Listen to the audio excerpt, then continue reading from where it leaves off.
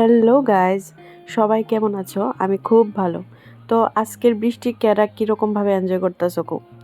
আমার কালকে ভালোই লাগছিল, কিন্তু আজকে একদম বিরক্ত লাগতেছে। বৃষ্টি থামার নাম হইলিতেছে না। তো তোমরা কে কীরকমভাবে এনজয় করতেছো? আমার তো এই যে রান্না দিয়া প্রথম থেকেই দীক্ষা বুঝছো আজকের বৃষ্টির মধ্যে মাটন আর লগা পোলাও। তো এই যে আমি মাটন বয়াই দিছি, হেরে কইতাছিলাম আমি আজকে খিচুড়ি খামো, কিন্তু না, হে বিকালবেলা মাটন লয়ে আইছে। তখন আর কি তা করুম, রানতে তো হইব। তো আজকে অ্যাগেন লোয়ার কড়াইতে রান্তাছি। তোমরা আজকে কে কে মানে মাংস খাইবা, কে কে খিচুড়ি খাইবা অবশ্যই কইও। আমার কাছে তো খিচুড়ি বেস্ট লাগে। তো হ্যাঁ কইতাছিল পোলাও আর মাংস করতাম। তো আমার মাংস অলমোস্ট হয়ে গেছে গা, কষাইতেছি মাংসটা। তো ভালো করে কষাইয়া একটু ঝোল দিয়ে দেবো। তো আমি বেশি ঝোল রাখি না, একটু গ্রেভি গ্রেভি, হালকা একটু গ্রেভি গ্রেভি থাকবো, বাস এতটুকুই। তো মাংস মোটামুটি হয়ে আইছে। তো এই যে আমার দেখো রান্না কমপ্লিট, আমি মাংস নামাই সারছি। তো এবার পোলাওটা করুম।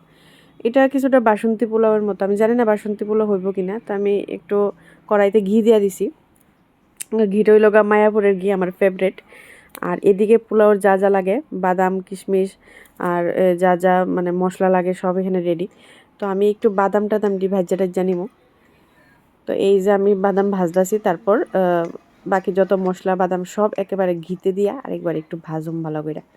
তারপর যে আমার পোলাওয়ের চালটা, আমি খাসার চাল আগের থেকে একটু ধোয়া শুকায় রাখছিলাম। তো এখন এই ধোয়া চালটা আমি ঘিয়ের মধ্যে সব মানে একসাথে যেগুলি ভাজ্যা রাখছি এর সাথে দিয়ে দেবো।